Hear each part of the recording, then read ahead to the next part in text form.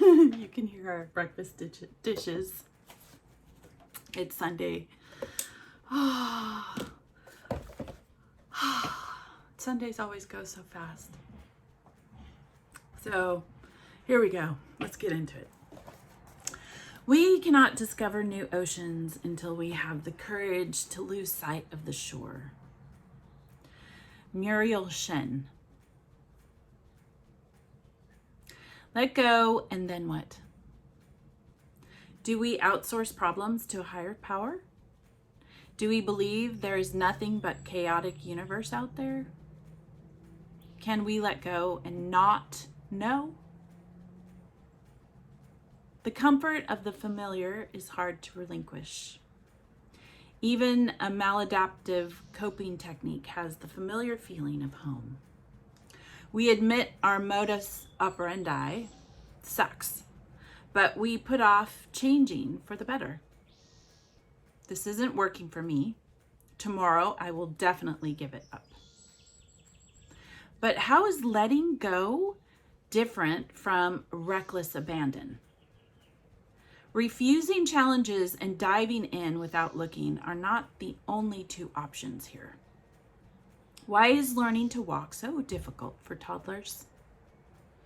Every new step requires a willingness to enter that in-between state of imbalance. We feel grounded with our weight on 2 feet.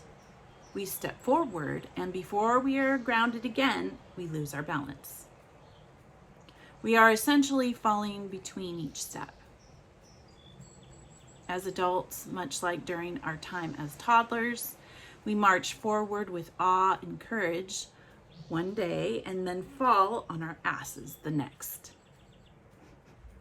Years pass and these risky steps go unnoticed. Starting our drug of choice came with some resistance and or trepidation. Giving up came with still more resistance. We had to let go absolutely and abandon the shore to find recovery. All the reading, learning, and talking in the world couldn't assure us or cure us. So what do? We make peace with the discomfort of not knowing. This test will repeat itself throughout life. In time, the unknown will seem more familiar. In time, the unknown will seem more familiar and less frightening. Muscular atrophy comes to me when I stay frozen in my tracks. Emotional atrophy comes with avoiding risk. How white are my knuckles? Am I holding on to the safe and familiar too tightly?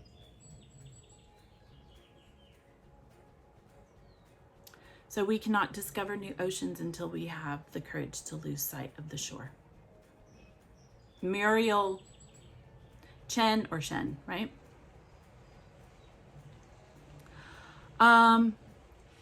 Yeah. I think that it's risky.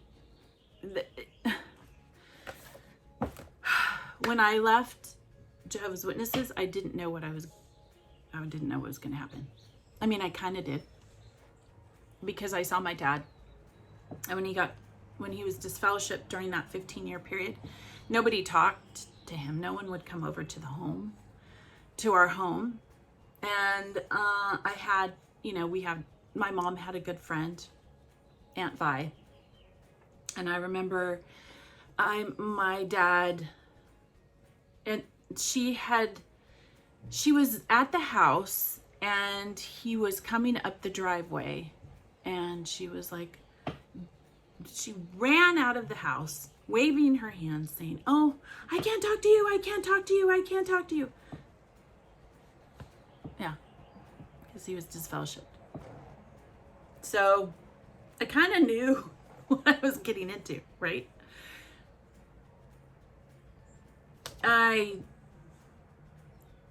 It was letting go of everything I knew and everyone I knew. Mostly my good friends, which I only had like a handful. And the ones that I made when I was younger, like between 18 and 23, they were all gone. They all had their own lives. They were, some of them went to Bethel and served at Bethel and still serve. So, yeah. Making peace with this discomfort of not knowing, right? Then I gave up God. And that was another thing, not knowing now. And I always prayed. I would get down on my hands and knees and I pray. I would pray out loud. And I have since learned that the brain can feel a sense of peace when you have your eyes closed. And it's now I don't do as much meditation as I probably could, and it helps people like me that have seizures. Meditation is absolutely necessary for people that have seizures to calm that brain, and it's hard to do when you leave an organization and you have different things happening to you that are just like psh, psh, psh, psh, psh, constantly hitting you. And then you've no longer grounded yourself with God, right? Whatever God you believe in, because there's many gods. So I had to expand my knowledge in my mind. And that was uncomfortable. There was a period of discomfort there because, right, it said, we march forward with awe and courage one day and then fall on our asses the next. Yeah, I did. I think I still do. I fall on my ass. It's hard, risky. Years pass and these risky steps go unnoticed. Goodness, I left in 2018, 19, 20, 21, 22, 23. I'm terrible with math.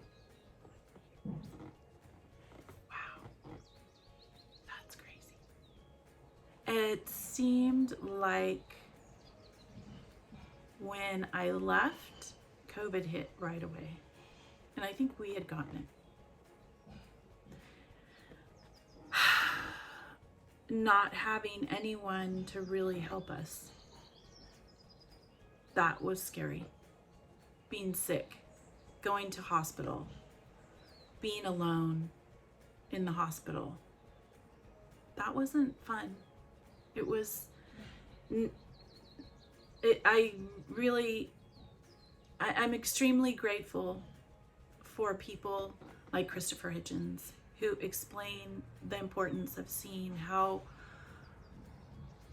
many things, how the world can use God to exploit children, the aged, people who are poor.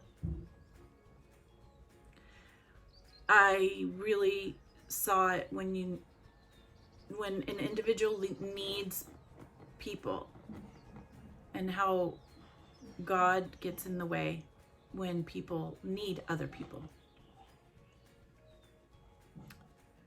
It's sad, but muscular atrophy comes to me when I stay frozen in my tracks. Emotional atrophy comes with avoiding risk. I was willing to do that. I was willing to risk leaving a group think mentality for my own, finding my own voice, really. And you do get muscles. You get mental muscles and emotional muscles, and things start building up, and you start to see how other families work, how you can actually grow stronger with time. It's taken time. That's what I cannot emphasize enough. It's taken a lot of time. And being okay with that feeling of imbalance and not knowing and discomfort, and frankly, I would say bits of anxiety attacks. I realize, oh my God, I am you know?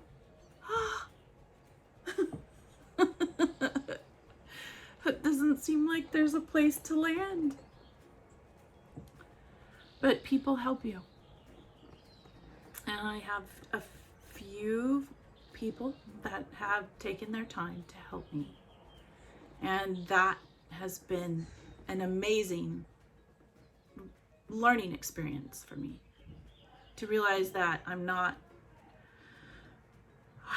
have to keep all these feelings in, that to share with people is very important. The fears, the anxiety, to write them down. There's a whole journal that I just put my fears, because there's so many, because we're born in a fear-based organization. There's so many. You don't even know that they're there until you start writing them down. Yeah. Making peace with discomfort. I still sweat a little. I go to my little girly group on Thursdays at Al-Anon. And it's uncomfortable now to hear about God and how they get there. And it's uncomfortable for me because I think, well, I got here on my own. Nobody encouraged me spirit realm wise to get there.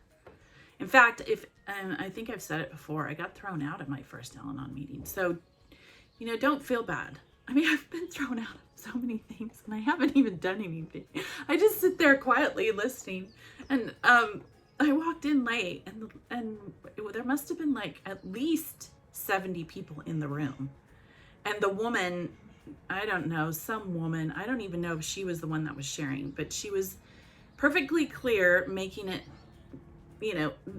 point to tell me that I had to leave because I was not an alcoholic. It was for women that had those challenges. And I was Al-Anon. So yeah, I don't like being the center of attention. Ever. So the first time that I ever go to an Al-Anon meeting, or AA, the Canyon Club down in Laguna, that's a really nice place. My dad went there for years. So if you ever want to go to a safe place, that's a good place. They have little snacks, a little snack bar. Well, I mean, if that was the case, if God was leading me there and he threw me out, I said, see ya. He doesn't want me here. So yeah, no. So now I'm glad that I realized, oh no, that's me. I'm doing it. It's me doing this. There's nothing moving me to do it. In fact, this seems quite, this is not what I would normally do. I'm usually the one that stays really quiet. I like staying quiet and listening and not being really too involved. Just putting it all together. That's me. Anyway. All right. Yeah, so, try not to resist that uncomfortable feeling. Just step forward, right? You get grounded again, so don't worry. And as adults, when we make our mistakes, right, we just feel so like everything is centering on us. When you're a kid and a toddler, you just move on. It's over. Right? That's done. It's done. Animals are the same. They're just they don't really focus on the past. They just move on, love you, and keep going. I hope this helps you on your healing journey. If you have to be with people that are difficult today, hopefully you can, because I always think of Sundays being meeting days. And if you're having to go to the Kingdom Hall, that's rough. I hope you can I know you will. You'll find peace. Go outside, get a cup of tea, take a deep breath, let it out. There's ways that you can get around not listening. So I know that there's ways.